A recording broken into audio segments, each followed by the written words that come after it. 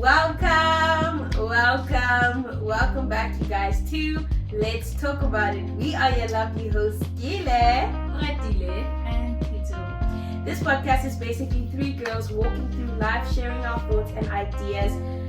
We start discussions, ask the whats, hows, and whys of life, and then we talk about it. Ora, how are you doing today? I'm doing really good, very excited for the last episode of the series. Guys, as well, we made it to 20 episodes, so I'm so proud of you girls, ladies. Yes. We're like almost halfway through, the year, and I think, we've been killing it. Yeah. Kuto, how are you doing? Guys, I'm so good. I'm so glad that I'm here. Excited for this episode. You're here with your David sweater. What is that? Because What does that mean? David was a shepherd. So if he was cold, Girl, you can't. he use was that. furring it up. I like it. It's cute. Girl. I think you're cute. That did not. You said I was it- like trying to connect it in my head. No, David. David was a shepherd. She said it as if we know this. This You David, know, like, David was David. a shepherd. Yeah. Yes. I know who's David. Mary had a little lamb, but this time it's David.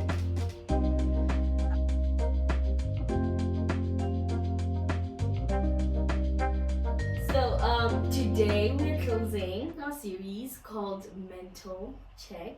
This series has been all about our thoughts, our minds, and the ideas that shape who we are. Sometimes we talk about the things that we don't normally say out loud, the questions we ask ourselves when we're alone, the thoughts that show up late at night, and the things that make us reflect a little deeper. And today's topic is mental health matters. Today's conversation is about why mental health is so important and how it affects everything we do and who we are. We chose our series and topics intentionally, often addressing things that we don't like talking about or are afraid to say out loud. Although mental health is discussed more openly today than it was in the past, there is still a stigma around mental health and those who struggle with it. We stand with everyone navigating mental health challenges, and we want to encourage anyone who is working towards healing that caring for your mental health is one of the best investments you can make for yourself, your family, your friends, your community, and even future generations. Now, on to the stats and facts. Mental health has a significant impact on daily functioning, with more than 1 billion people worldwide living with a mental health condition. Poor mental health can reduce productivity, affect physical well-being, and lower overall quality of life, creating major social and economic consequences. And estimated in the economic and workplace impact, an estimated 12 billion working days are lost annually due to depression and anxiety. Research suggests that roughly 82% of the workforce is currently at risk of burnout. Companies that invest in employee well-being and mental health programs often see improvements in engagement and reduction in absenteeism and staff turnover. And the impact on physical and emotional well-being is chronic stress, anxiety, and depression can contribute to increased blood pressure, irregular heart rhythms, inflammation, and a greater risk of heart disease and stroke. Poor emotional health can weaken the immune system, making people more vulnerable to illnesses. Mental and physical health are deeply connected. Poor mental health can make it harder to care for your body, while poor physical health and lack of sleep can worsen emotional well-being. And in the daily life, performance, and youth, depression remains one of the leading causes of illnesses and disability worldwide. Around 50% of all lifetime mental health conditions begin at age 14. Many young people report persistent feelings of sadness, hopelessness, and emotional distress. Despite the large impact of mental health conditions, many people still do not have access to adequate mental health care and support.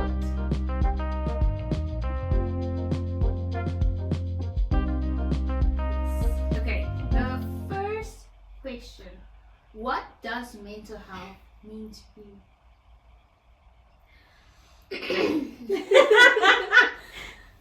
Oh, mental health to me means a balance between your physical health and your emotional health and your spiritual health, your educational well-being. I think it's a balance between all the elements in your life. It's being able to fill up all the cups in your life, not just pouring consistently into one cup. Mental health most definitely is, is real. And like Oratile says, it's a balance of what is happening on the outside and how you are receiving it on the inside. And mental health can be such a beautiful, like, I want to say, like, like in like mechanical things, it's like just the bridge of the crossover between how you present yourself to us, what you receive, how it affects you, and it can just change so much of someone's life just by how they take care of themselves mentally. Nicely said, nicely said. Please let us know in the comments what you think what mental health means to you. But yes, definitely I agree. Mental health is also something that I consider to be in the mind, because it's how you think, how you see things, how you process. It all comes with your mental health. I think that's why it's called mental. It's all up in here before it's all up in there. So not that I am pointing to my breast, I am pointing to the heart. Just to let it out there, okay, things just got Nobody was thinking that. like, what the hell? Nobody was thinking. Okay, wow, No take one. it away. Literally I no one was only thinking have that. from up here down. Nothing. Pointing at my breast. Nobody's thinking No, you should that. actually have quotation marks for Peter. You know what I mean? No, Nobody's thinking, wow, what does she mean? Moving on to the next follow-up question. Why do you think mental health is just as important as physical health? Because if your mental health is not in a good place, how will you be able to perform physically? No. If you're not physically moving, you can't support your mental health. So I feel like, what do you say, they work simultaneously? Yeah. It's like you need both, to keep it up. It's like, I don't think one is more important than the other, because you need them both. To keep your mental health steady, you need to do physical activities. With physical activities, it's most of the time in the mind. What's the word? Okay, I forgot the word that I wanted to use for What was the word? Huh? No, ignore me. It's like, I don't know, exercising sometimes, when you're doing like a very hard exercise, it's like you gotta convince your mind like, no, you gotta keep going. Mm. Like even when it burns in your arm, and you have to like keep like lifting because like your body is in pain, but you're like not in pain, good pain obviously, but it's like in your mind you gotta convince yourself that you gotta keep going, building that mental something. Mental I don't know. strength. But yes, I feel like they work simultaneously. I think that's a question, no? Isn't it that okay, isn't it that a person, a human being, is body, soul, and spirit, and these three things coincide together and they need one another for the existence of the human being. And I think as many times we focus a lot on our bodies. We must be fit and we must eat healthy and we must, take care of yourself, and we do checkups. We're always checking up, yearly checkups, body goals, everything. Then there's also a lot of emphasis on spirituality. Meditate, and the universe. It doesn't matter what religion you follow, but there's a lot of emphasis on your spiritual health and giving chance to connect with your spirituality and all around you.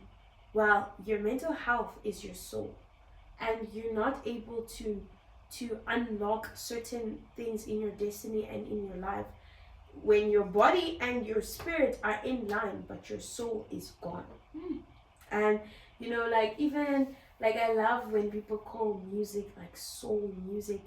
And I was actually sitting down the other day and I was listening to like some of my favorite songs, and I realized I am moved and touched by the vulnerability that people have emotionally to let me into things they've discovered in their mental space. They've discovered something about themselves, about other people, and anyone that we can see, wow, there's wisdom, is people who are able to unlock the soul. And isn't it that the soul, another synonym for it is mental, emotional? And I think we need to take care of it.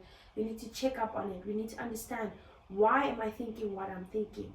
How am I thinking this? We need to be accountable that every single thought you have is not yours, it's not healthy, and you need to be able to detect that. And that's why mental health is so important, because people are living with thoughts that are not theirs. And they have made them theirs. People are ruminating on ideas that are wrong, and you can see it in their lives. And your spiritual and bodies will be out because you're out of sync with your, like I said, body, spirit, and soul are one. And when all are healthy, you are healthy. Well, let me just sit proper for that one. That was deep. Next question. David, come back here. Aren't you gonna answer? What do I say? Oh, you don't? Okay. But like, what do I say? Okay, I'm sorry. You and basically, Oratile and Kile have basically summarized what.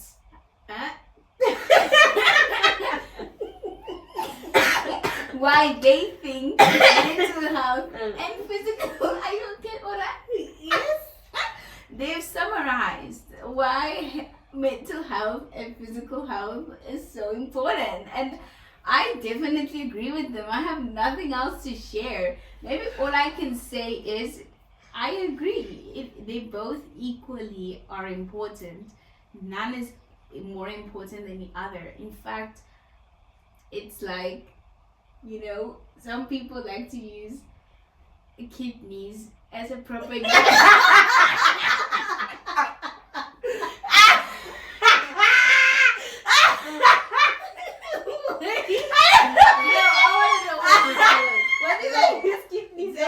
No, I'm interested. I want to know.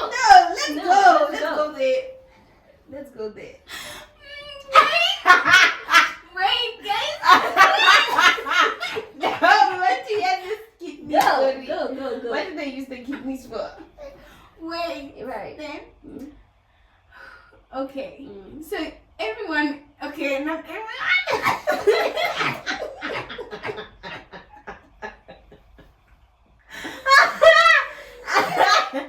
Okay, many people have kidneys.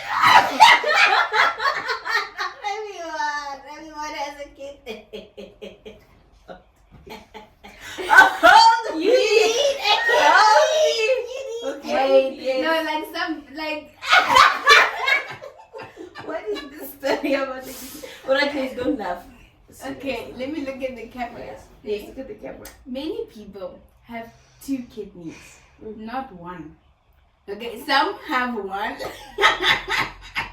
and most of us have 2. Okay, now when you see this, okay, let me calm down because I'm a little bit hot. Yes. Now, I'm trying to hold it together. We are serious. Okay. Yeah. Ne? Sharp. I don't know how the body works, but I'm gonna use an example that there are people that can survive with 1 kidney. But I don't understand the effect that 2 kidneys have in a body compared to 1. But what I'm trying to say is, if you look at that, I'm so serious.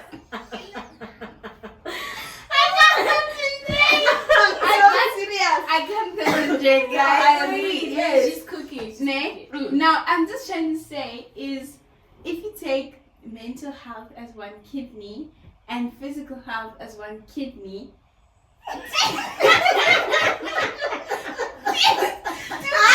We should have moved that. I thought you were gonna do it.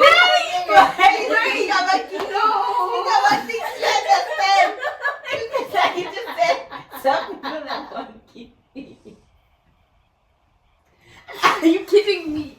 You don't. guys, I'm just trying to say, Okay, the point is, for those people with 2 kidneys, they're working amazing compared to someone with 1 kidney.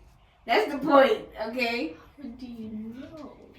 Because why do we have 2 then instead of 1? If 2 is not. So next question.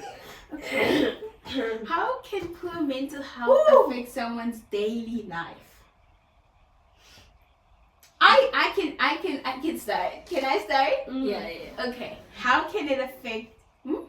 Yes. How can poor mental health affect someone's daily life?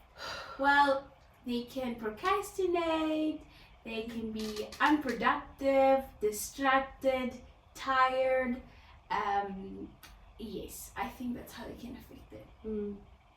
No, I think it can also affect someone's self-confidence and like self-view of their self-worth. Because, Esteem.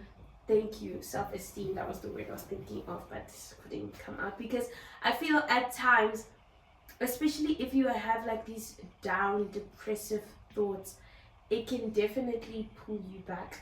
But also further than just, because I feel that mental health is a spectrum. So I know that after we were robbed, I struggled a lot with PTSD. Which situation? The first robbing incident or the second? The one? first one. Okay.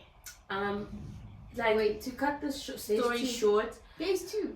to cut this story short, we were robbed at gunpoint in our own home, and I really I didn't sleep well after that for like a while, and anytime I would oh, I remember this one time I went to go write my math exams.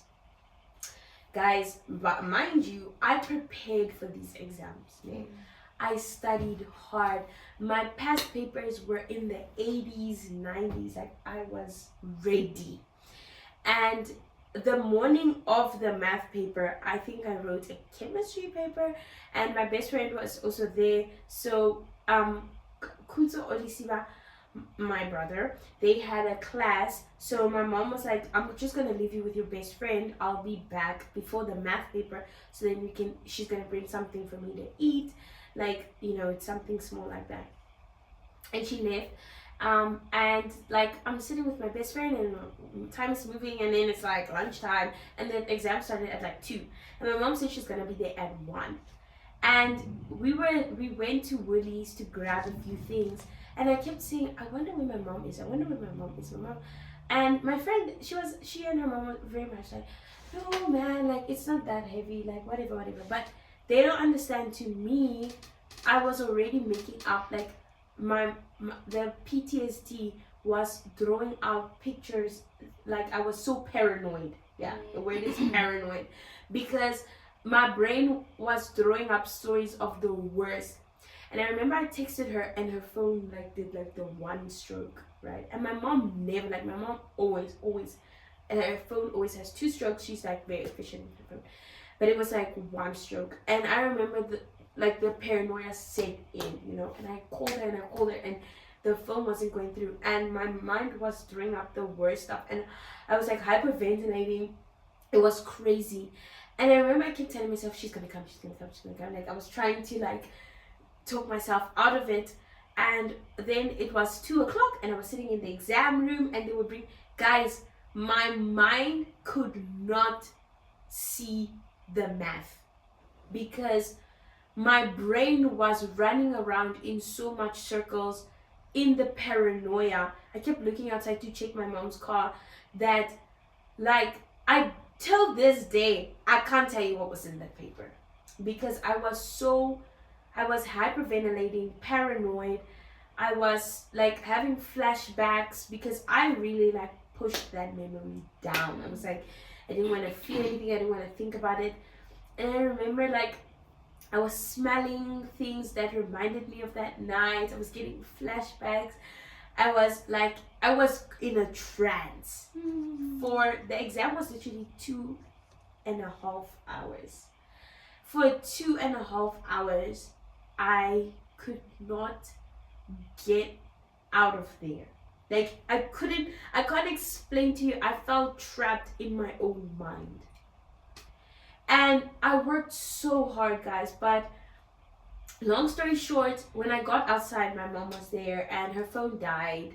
Like it was something small, but you know, the PTSD grew something that was so small into such a bigger thing than it actually was. And I remember when I got out and my mom was okay, and then I remembered I didn't write anything in there. I was panicking and I cried the whole time because I was like, these exams are so important to me. And long story short, things worked out. Actually, it didn't work out. I didn't do well in that exam. But I couldn't be the student I know myself to be because of that. I wasn't able to be to reap the rewards of my hard work and everything because I was trapped in my own mind. I was back at that night and no one could take me out. I physically couldn't get out of there. And it, like paranoia is real, guys. It's real. And you really do believe everything that your brain is saying. So like viciously, like if I explain the story, someone could have said like, oh, but like no, to me it was real. It had happened. I had seen it, and my mom was dead somewhere on the street, and no one helped her. So I feel like that's my story of like mental health, and I'm using just PTSD, but like this can go in everything. It can be in anxiety, depression, grief, anything else. It really does change your life. It changes how you see things, how you present out in the world, and it crutches and paralyzes you from the rest of the humanity. People can achieve things and be who they are, but you are held back by your own mind. Sure. And the worst cage, the worst prison is the one you drew up for yourself. That was a long story, but I just felt like I needed to give it color, if you can just ask the question again. I'm No, sorry. I just wanna know, like, How just know. can poor mental health affect someone's daily life? Your performance in life. I think we take things very like lightly, of just getting up in the out of bed in the morning can be seen like something that's very small, but it's actually very big. That's like just getting out of bed in the morning, changing into clean clothes, it does something to you. And when your mental health is not in a good place, it makes that task that's supposed to be so small 10 times harder. So it affects the way you even view those small tasks. It feels like such a big thing, like, oh, I need to shower, I need, like, taking care of yourself already is like, it's a lot when your mental health is not in a good place. And it can affect, not only does that affect the tasks that you have to do, but sorry, it makes you sit long enough to ruminate on things that aren't true. You know, like when you're lying in bed and you know you're supposed to get up but you just can't, you sit in bed and you ruminate. You think, you start telling yourself lies, you start believing things that aren't true, you start making decisions in the midst of high emotions, which is the most dangerous place to be. So yeah, Sure.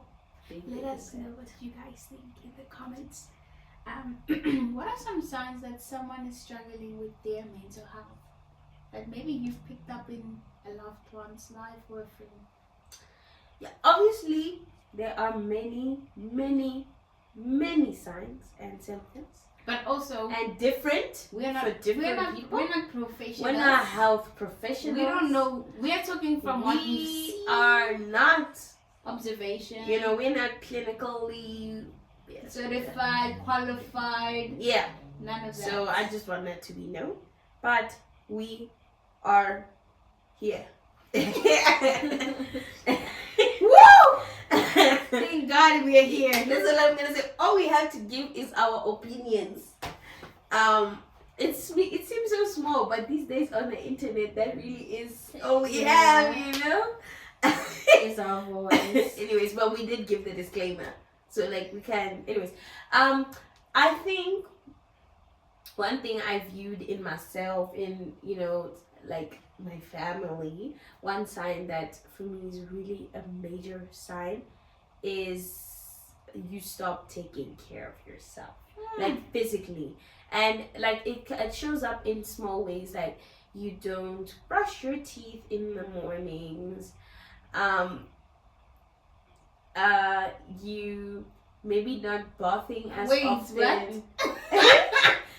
Don't brush your teeth. No, I'm giving examples. Okay. Oh, you don't brush your teeth, you don't bath, you don't want to do the blankets, you don't want to go out, you don't want to do the stuff you love to do. Maybe if you love shopping, you don't want to shop anymore. You don't want to, for me, it was, I didn't want to see people at all. And I love people. I'm like extroverted. But I didn't want to see people. I didn't want to talk to anyone. Like, you know, you start to withdraw. It's a lot of like withdrawing. You know, everything is kind of like seeping in. But as well, there is like, also depending on what the thing is, there is different ones, like I just mentioned now, paranoia. But just something like something's off. They're not really themselves. They feel detached from who they are. You know, that is a major sign for me. If I'm speaking for just myself, because I think it's hard to tell with people that you don't really know. And most of the time, people are really just trying their best every single day. They're really just they're pushing. But I think a telling for me when I knew I was like in a very bad spot mentally is fatigue was a very big telling for me, and very negative thoughts was a very big telling for me. I think waking up in the morning, so I would wake up, open my eyes because I heard my alarm, but I would fall back into sleep. And this would happen like involuntarily. So I'd open my eyes and I know, okay, I have a class in like sleep would kidnap you.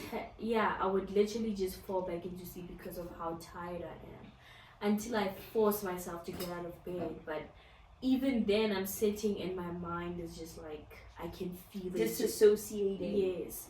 So that's like one of the, that was like a big sign for me when I'm like sitting alone and I'm like, I can feel I can hear these negative thoughts in my mind, and I'm aware consciously, I don't know, somehow that they're not true, but I cannot stop thinking about them.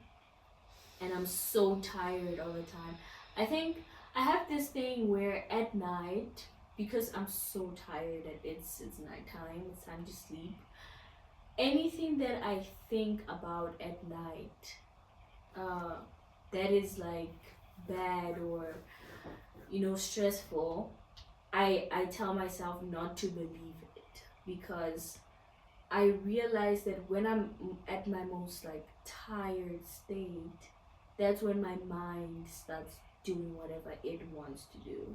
It starts giving me information, like, because I overthink everything, in case you didn't know.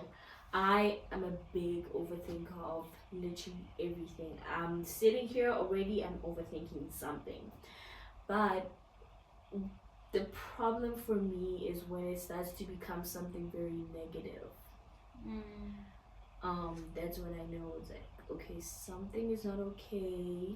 My mental health is not in a good place. How do I get myself feeling more regulated? So yeah.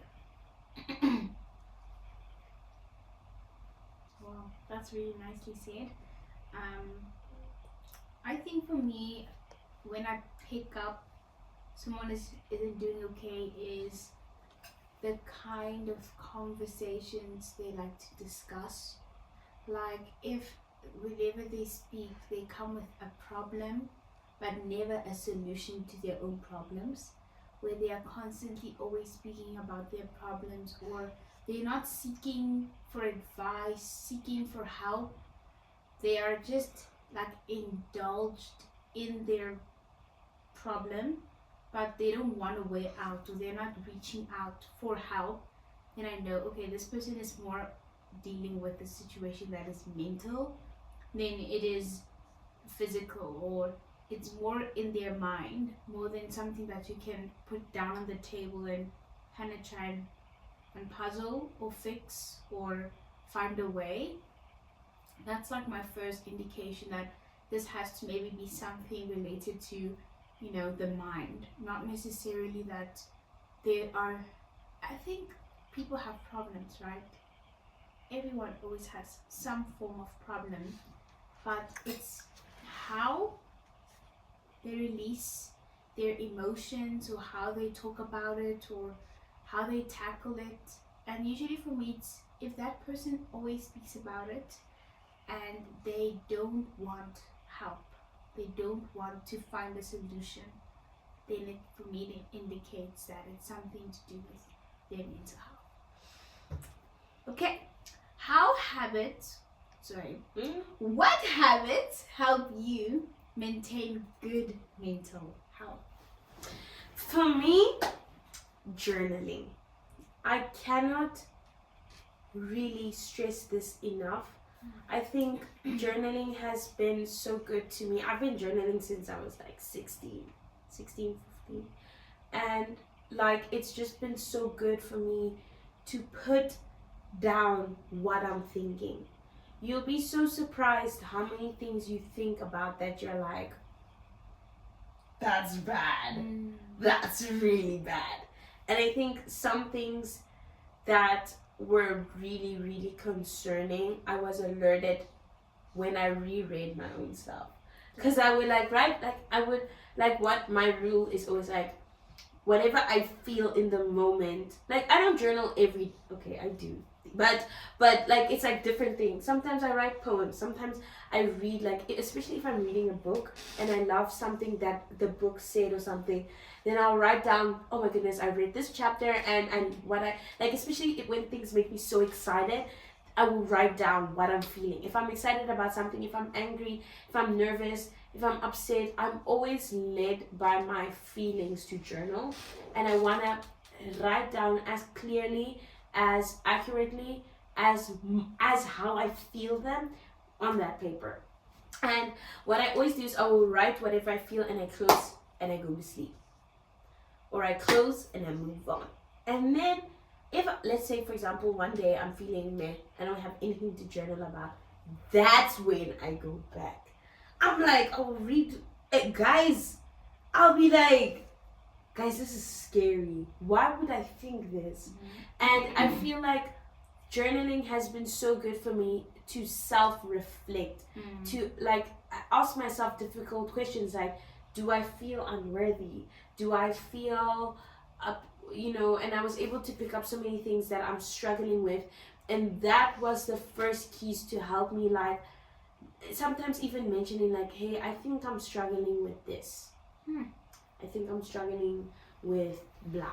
And I would say that to anyone who was willing to listen to me. And when they'd ask me, how do you know that? Then I'd be like, no, I can see the pattern. And also, like, you can see consistent thoughts in journaling. Also thoughts that it was just a bad thought for that day. And stuff that keep coming back. So that's my tip. Journal. Ora? What's one thing that's been helping that's really good for your mental health? Something that has helped me a lot actually is maintaining my routine. I do it because I feel irregulated if I don't. I feel like my emotions are all over the place when I do it. So what helps me is maintaining that. That is really distracting me. Yeah, sorry. What helps me is maintaining my routine because it makes my mind, it makes things feel more predictable. Because if something does not feel predictable, I don't feel like I can work in a flow. I feel I work better in a flow. Sometimes something that helps me is sitting in silence and like not having any thoughts at all, avoiding to have thoughts. Like I just sit in silence. It makes me feel more regulated emotionally and mentally. So that's one of the things. And I also vouch for journaling. A school counselor that I was seeing, or still seeing, recommends it a lot. Journaling is a great, especially for big emotions that you can't really explain to anybody else, but just write them down and revisit later, because sometimes it's just an emotion in that moment. It's not like forever. So that's what. You could say your mental health tip. I'm gonna say, talk to yourself about it. Talk yourself through it. I think sometimes the thoughts are too fast for you to actually hear yourself. Speak out loud, and when you speak out loud, be intentional to want to hear yourself out. Because I sometimes feel like it's also an internal thing where you just feeling all of these emotions and all of these things, and you don't actually give yourself the opportunity to talk about it. And sometimes it's so deep that you don't find yourself comfortable to go and really discuss it, or you're not ready to hear somebody else's perspective on that situation. But just sometimes sit by yourself and talk about it, and really try and hear yourself out before you feel overwhelmed, or before you go and reach out to someone. I think that's a good idea. And I also want to add what Orakle said is exercise. I think moving your body sometimes is also a really good thing for your mental health. Yeah. Oh, and one last thing, even if you counseling, I'm gonna recommend counseling to everybody. I also heard like a lot of people like, but I'm fine, I'm feeling okay. Go to counseling to maintain feeling okay. If you feel like, but I don't have there's nothing that I'm feeling like working through, go to counseling to maintain the not feeling anything, problems or anything. But I would not stress this, like especially for us students, like anybody who's a student out there, I recommend counseling. I really, really do. Help me in the most darkest of days. But I recommend it fully. Go, please. Do not feel ashamed. Do not listen to other people's opinions and stuff. Just go for you. Do it for yourself. Always. Okay. Before we finish, remember this: life is long, and it is best enjoyed when you are well. Prioritize your mental health. Treat your mind with the same care and attention that you give your body. Check in with yourself regularly. Protect your peace and never stop pursuing healing. Healing is not always quick, it is rarely linear, but every step forward matters. Thank you so much, guys, for listening. Please don't forget to like, share, and send this episode to the incredible people in your life. And thank you so much for tuning in into another episode of Let's Talk About It. If you have been watching our videos since the first video, not you, Mama, that would be so amazing for you to comment down below or something. I don't know, like a white heart, like a white heart, or like we love you, Kile, something, you know. Until next time, bye.